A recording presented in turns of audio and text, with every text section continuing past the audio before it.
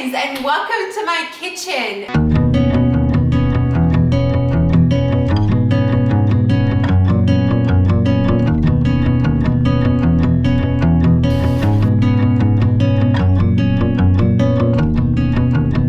Today we are cooking a traditional Russian Mennonite meal, and you might be thinking, what? You just did a traditional Mennonite Sunday dinner a couple weeks, or by now maybe months ago.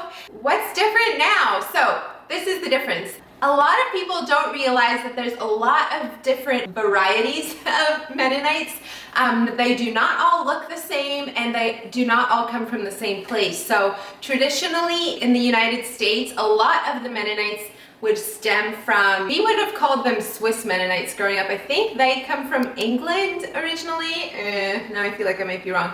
But my background comes from Russia. As I know that word is like, I hope I don't get banned off YouTube for even saying it. Our hearts go out to the people being affected by what's going on. It's crazy how you get censored on YouTube for stuff. So I hope even saying that word I don't get censored off with. But anyways, that is my background, where we came from. And then a lot of those Mennonites settled in Canada or Bolivia, Paraguay, Mexico, places like that. So I'm originally from Canada, and that is where my strain of Mennonites came from, for lack of a better word. There's a lot of similarities between the two, but there's also some differences, and one of the big things is how they eat traditionally. So yes, I would have grown up eating a lot of potatoes and corn and things that I showed in my previous Mennonite Sunday dinner recipe. But what we're cooking today tastes like home to me. So we're gonna start off with making some vareniki, and I would absolutely love to know in the comments below if you have had vareniki before, and if you know at this point in the video what that is. I hope you enjoy today coming with me as I give you a taste, really, of my childhood. Let's go. So to start things off, I'm gonna actually mix our dough first. It needs to sit for half an hour before we roll it out. So I'm gonna put 2 cups of flour, and then a little bit of salt, 2 tablespoons of oil. I'm using avocado oil. You can use whatever oil you want. And then 2 eggs. And then we're gonna mix that all together and let it sit for half an hour before we roll out the dough.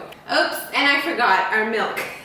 You wanna add just enough milk to make a nice soft dough. So I would start pretty small, add a little bit, and then just keep adding till you have a nice soft dough. Yes, I use clean hands to mix this. You can use a spoon if you prefer.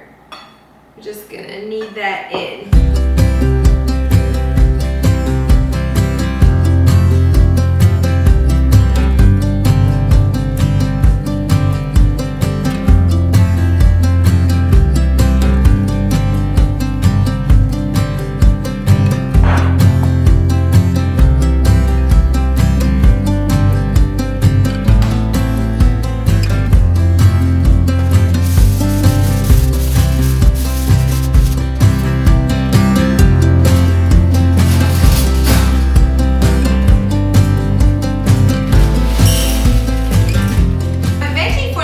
Was always steamed peas and carrots. So that's what we're doing today. I'm just peeling the carrots quickly, and then we'll chop them up in here with the peas and steam them while our sausage bakes.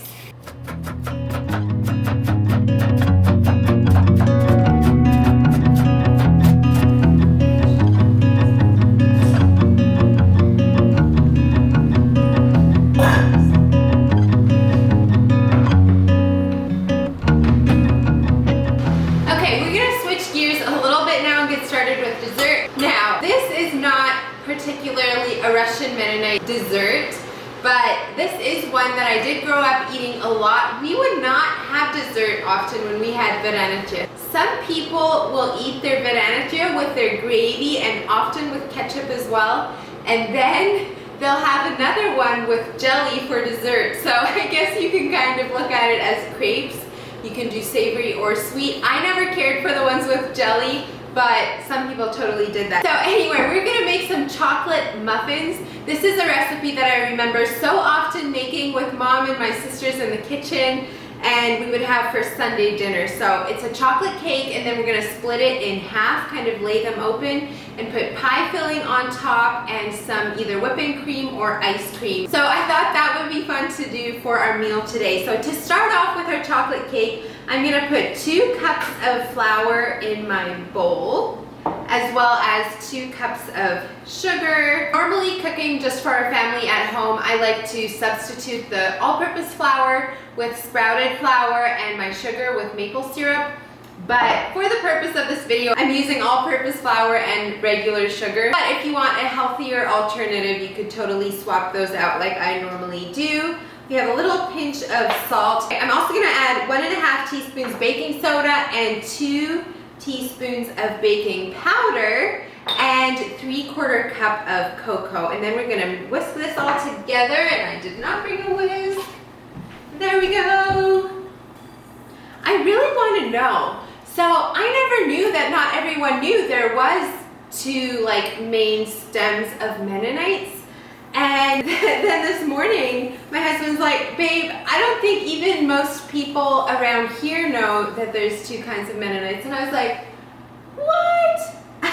We always, growing up, like you would talk about it, and anyway, but I guess, I don't know, if we would have seen more like Swiss Mennonites than they would Russian Mennonites? I don't know, but it's really interesting. One interesting thing is with the more conservative Mennonites is if you wear coverings, the Swiss Mennonites would typically wear white veils often, and Russian Mennonites never wear white veils. It always was black ones. So that's just an interesting thing. And there's not really a reason why the really conservative Russian Mennonites would wear, how do you describe it? Like their veil is actually a big square, and then they kind of fold it over and tie it almost like a handkerchief towards the back. And I don't think I've ever really seen that with Russian Mennonites. Actually, the Amish sometimes do hankies in a similar way, but anyway, it's just interesting some of the differences.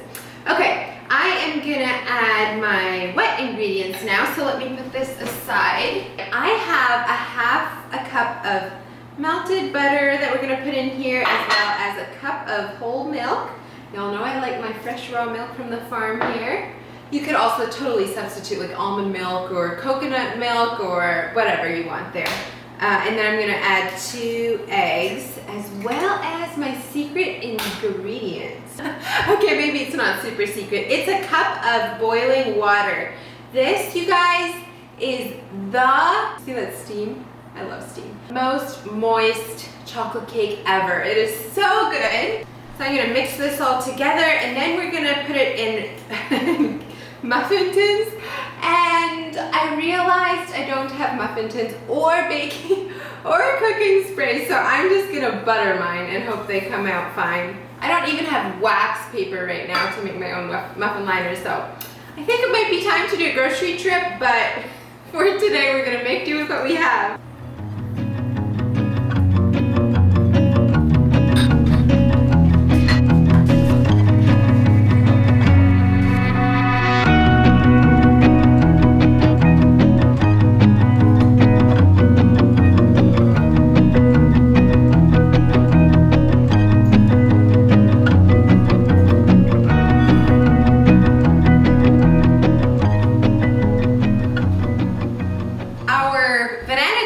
Is ready to go now. So what I'm gonna do is take my cottage cheese. This is, well, it's cooled off now. I just made it this morning, so it is fresh from the oven, but you could totally buy your own. This is a pretty dry curd, so if you buy it, you might want to strain it a little bit before you make these.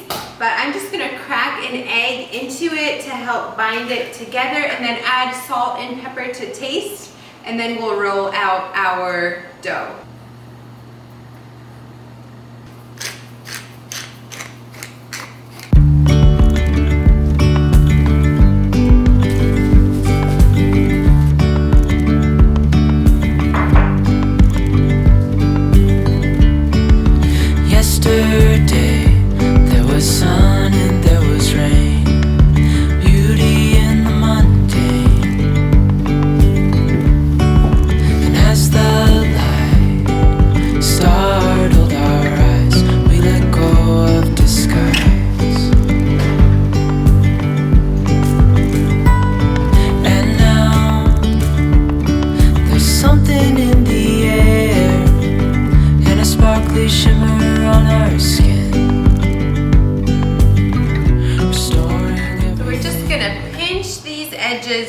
tight as you can. If they're not sealed completely, they'll want to open while they're cooking, so make sure you get them good. I like to just kind of stretch it just a little bit when I pick it up and then flip it over because this side tends to be a little stickier. So it helps them seal better, and then I just put about this much cottage cheese in there, fold it over and crimp the sides. You can totally get one of those little fancy crimper things. I don't have one, I just do it like this with my fingers. That's how my mom did it.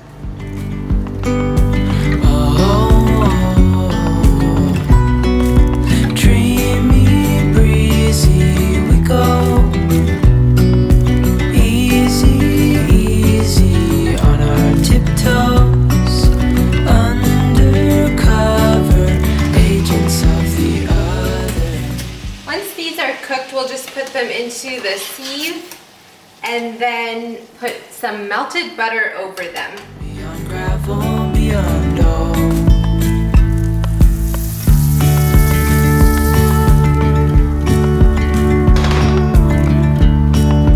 Hand in hand, building castles out of sand, reaching for the grand. As willows align, we lose track of time. You can totally either fry or cook, like boil the varanche. We personally prefer them cooked, so that's what I'm doing today, but you can also just deep fry them and they'll just get a crispy outer shell and are really good that way too. Normally we would not eat them with gravy. If we do them that way, you would just dip them in ketchup and eat them like that. So your choice, but we prefer them cooked. Okay, we'll whip up a pie filling for the cupcakes. So like I said earlier, we would just cut them in half and then put some pie filling. I have some frozen strawberries from the freezer here, and so I'm just gonna cook those into a really simple strawberry pie filling, and then we have the gravy to make. And guys, I am not the gravy pro. I think there's no shame in using these little packet mixes, whatever. I've done that before. Today I'm just gonna make a really simple, like white sauce type gravy. This is all heavy whipping cream, so this would be like, I think, considered schmontfat gravy. I also really love it with slices of onions that you would cook first till they're translucent. Anyway, I forgot to get onions from the store, so we're just gonna do it like this. So I'm gonna heat this up, add the chicken bouillon and let it get thick, and then we'll spoon that over the varanche to eat them.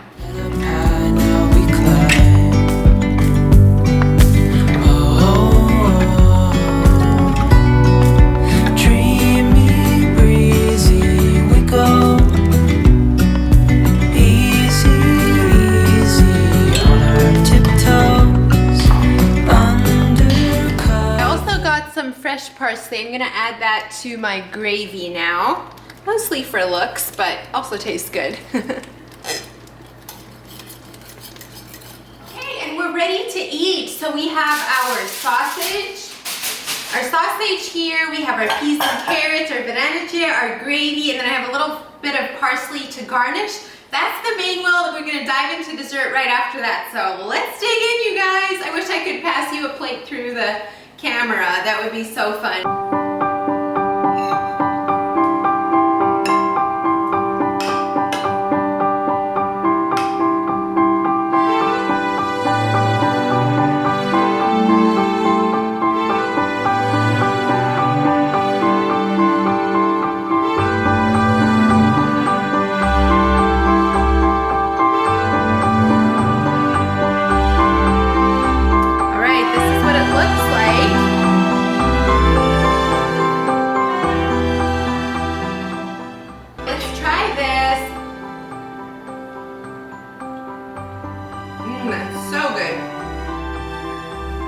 And I do actually really like the taste of the parsley in here. It makes it taste really fresh. And then we've got our peas, green beans. Now,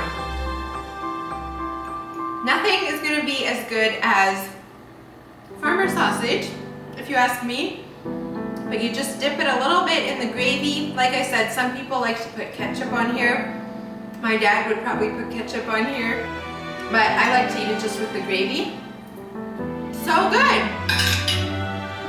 I can't wait to eat this for dinner, but let's get the dessert out.